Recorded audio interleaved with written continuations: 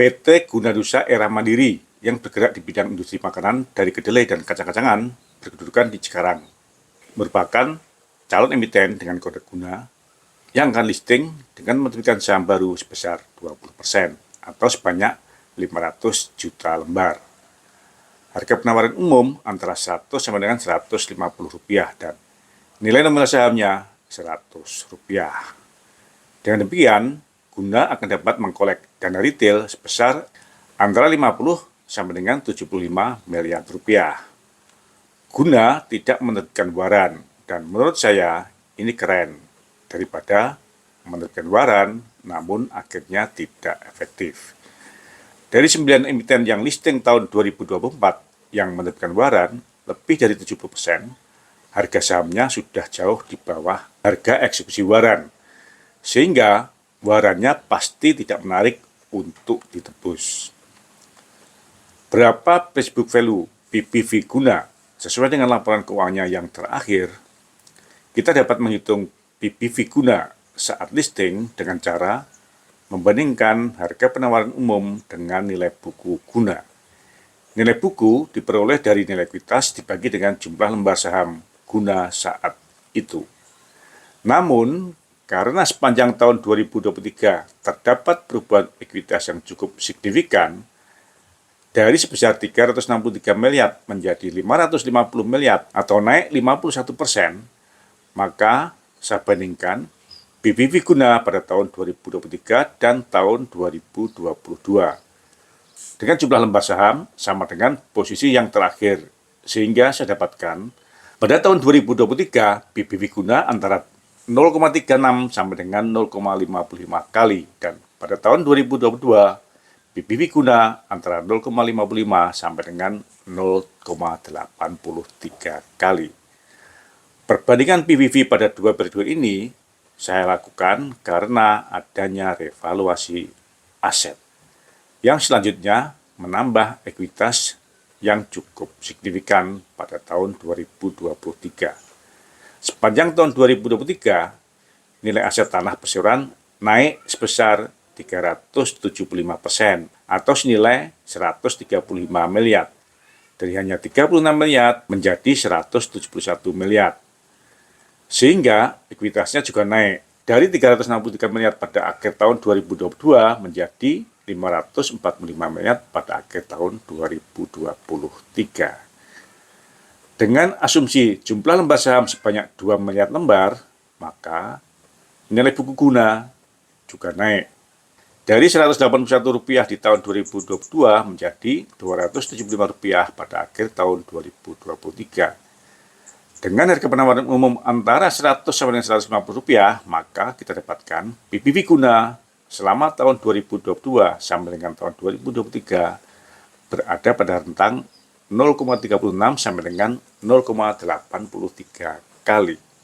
Jadi, meskipun dengan perhitungan sebelum revaluasi aset, PBV atau Facebook value dari Guna juga masih cukup murah karena masih ada di bawah 1 kali.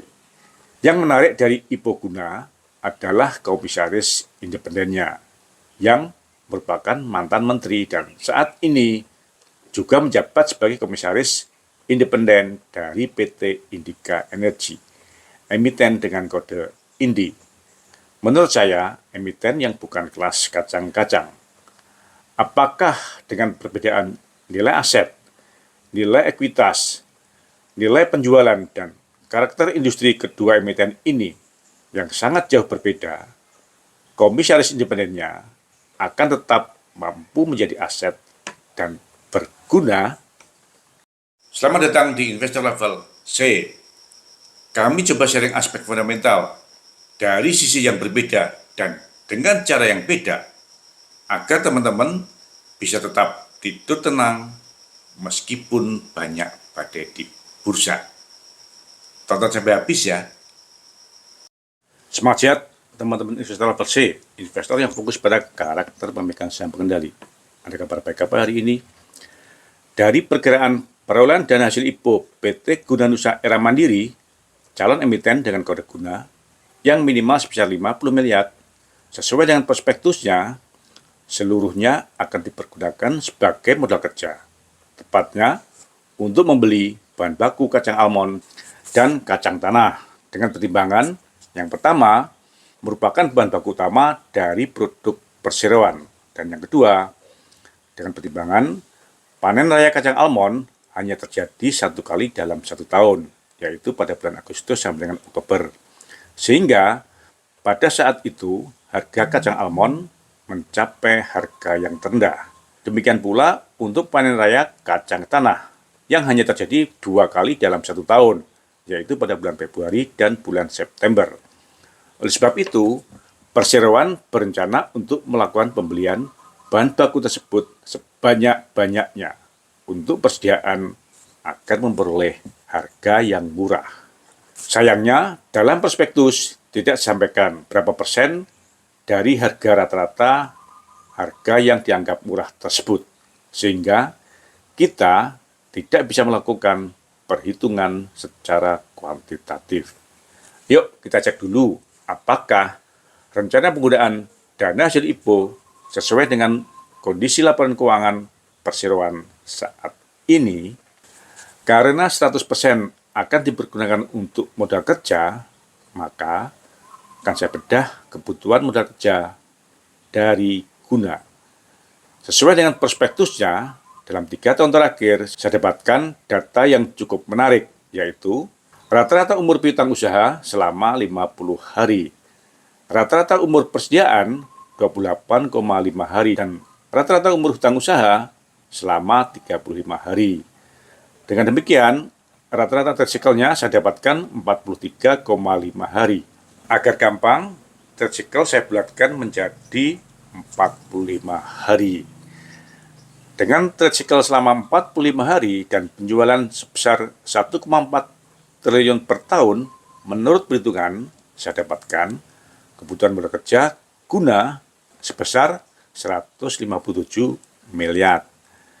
Saat ini, selain dari modal sendiri, kebutuhan modal kerja telah dipenuhi dari fasilitas kredit modal kerja dari bank. Perseroan dan anak perusahaan memperoleh fasilitas kredit modal kerja dari 2 bank, dengan total limit fasilitas modal kerja sebesar 93 miliar. Namun, sesuai dengan posisi neraca 31 Desember 2023, kredit modal kerja tersebut baru dipergunakan sebesar 15,55 miliar atau masih di bawah 20%. Sehingga fasilitas bank masih sangat longgar sekali. Dari laporan keuangannya dalam 3 tahun terakhir, yaitu selama tahun 2021 sampai dengan tahun 2023, saya dapatkan 3 data tren yang menarik. Yang pertama, rata-rata peningkatan penjualannya hanya naik 3,5%. Yang kedua, rata-rata umur persediaan justru naik 50%, dari hanya 21 hari menjadi 33 hari. Dan yang ketiga, rata-rata umur hutang relatif stagnan, yaitu selama 35 hari, dan hutang usaha ini tidak dikenakan bunga karena umurnya masih kurang dari 120 hari. Dari 3 data tersebut di atas, menurut saya tujuan penggunaan dana hasil IPO untuk membeli stok kacang sebanyak-banyaknya pada saat panen raya, menurut saya tidak sinkron. Karena kondisi yang terjadi menurut saya sangat berlawanan, yaitu yang pertama, dengan penjualan hanya naik sebesar 3,5% dan rata-rata umur persediaan meningkat 50%, artinya yang terjadi kondisi stok semakin meningkat karena kenaikan penjualan tidak dapat mengimbangi kenaikan stok. Akibatnya, apabila perseroan melakukan pembelian lebih banyak lagi, maka umur persediaan tentu akan semakin meningkat. Apakah penghematan harga kacang saat panen raya dapat mengimbangi risiko penurunan kualitas kacang serta dapat mengcover biaya penyimpanannya? Mestinya hal ini disampaikan oleh perseroan dalam prospektusnya. Yang kedua, sampai dengan jangka waktu 120 hari, hutang usaha tidak dikenakan beban bunga, sehingga upaya perseroan untuk mengumpulkan dana agar bisa melakukan pembelian secara tunai, menurut saya percuma. Dan yang ketiga, fasilitas modal kerja existing dari bank baru terpakai kurang dari 20%. Dengan demikian, efektivitas penggunaan dana hasil IPO akan tergantung pada yang pertama, kemampuan perseroan untuk meningkatkan penjualan. Yang kedua, kemampuan perseroan untuk memperoleh supplier kacang dengan harga yang paling murah apabila pembelian dilakukan secara tunai. Sayangnya, dalam prospektusnya, perseroan tidak menyampaikan berapa persen penurunan harga kacang yang dikategorikan murah apabila pembelian dilakukan secara tunai. Dan yang ketiga, apabila dua hal tersebut tidak dapat dilakukan perseroan, maka penggunaan dana hasil IPO yang paling efektif apabila digunakan untuk menurunkan fasilitas kredit modal kerja dari bank, sehingga minimal perseroan dapat menghemat biaya bunga bank. Artinya, 100% kebutuhan modal kerja dipenuhi sendiri oleh dana perseroan. Sesuai dengan susunan pemegang saham dan pengurus sebelum listing, Guna merupakan perusahaan keluarga yang diurus oleh ayah dan dua anaknya. Namun, sesuai dengan ketentuan OJK nomor 33 tahun 2014, bab 3, pasal 20 butir 2, untuk listing, Guna memerlukan komisaris independen. Komisaris independen adalah komisaris yang diangkat berdasarkan keputusan RUPS dan merupakan pihak yang tidak terafiliasi dengan pemegang saham utama, anggota direksi, dan atau anggota Dewan Komisaris lainnya. Dengan demikian, komisaris independen tidak boleh memiliki hubungan darah sampai 2 tingkat dari para pemegang saham dan pengurus Guna. Lalu, perseroan telah memilih saudara Eko Putro Sanjoyo sebagai komisaris independen tersebut. Eko Putro Sanjoyo adalah mantan Menteri Desa, Pembangunan Daerah Tertinggal, dan Transmigrasi pada periode 2016 sampai dengan 2019, yang saat ini juga menjabat sebagai komisaris independen PT Indika Energi, emiten dengan kode INDI, emiten bukan kelas kacang-kacang. Hal ini tentu merupakan awal yang baik untuk menjadi perusahaan terbuka. Namun, saya jadi ingat pada PT Agung Menjangan Mas, emiten dengan kode AMMS, yang listing pada Agustus tahun 2022 dan mempunyai komisaris independen seorang mantan menteri juga. AMMS merupakan kontraktor tambak udang dan komisaris independen tersebut adalah mantan menteri perikanan, sehingga kompetensi teknisnya sangat relevan. Namun, kenyataannya kinerja AMMS tidak sesuai dengan harapan, sehingga hanya dalam waktu kurang dari 2 tahun setelah listing, harga sahamnya longsor dan tinggal menjadi 18%. Beruntung Pak mantan Menteri telah mundur sebagai komisaris sejak 1 tahun yang lalu. Nah, semoga Pak mantan Menteri yang ini dapat berguna sehingga mampu membuat kinerja Guna menjadi lebih baik. Meskipun saya tidak yakin, mengingat kedua mantan menteri tersebut berasal dari partai politik, bukan profesional murni. Semangat sehat. Terima kasih telah menonton. Jangan lupa kasih komen agar channel Investor Level C selalu lebih berkualitas. Dan jangan lupa sharing agar teman-teman lainnya bisa mendapatkan manfaat dari channel Investor Level C. Terima kasih.